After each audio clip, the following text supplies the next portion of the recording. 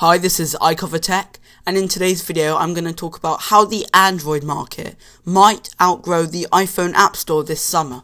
A website called TechCrunch said that the Android market might surpass the App Store in terms of the number of apps before the end of July 2011. The analysts expect the Android market to reach 425,000 apps over the next 3 months, becoming the largest app store.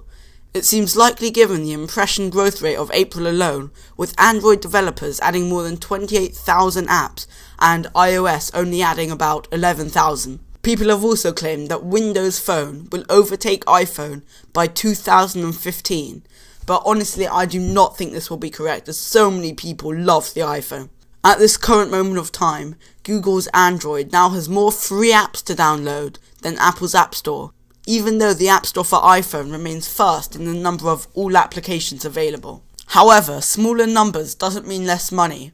It looks like the App Store will continue to dominate in revenues, as Apple have expected to make $2.91 billion from apps this year, while Google still have to settle for just $425 million. This is because when people buy an iPhone, they know they are going to buy some apps for that iPhone, whereas when people buy Android phones, they don't necessarily know that there's even apps on it. As Android phones appeal to a cheaper audience, not so many of them will be willing to spend so much money on apps. I mean, Apple may have dominated the marketplace, but Android's clearly stepping up the pace. I mean, their latest releases have been fantastic phones, such as the Xperia Arc, HTC Sensation, and the Galaxy S2.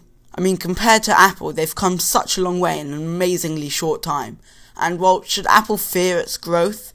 I mean, if I was to answer that question, I would probably say no, because you know what?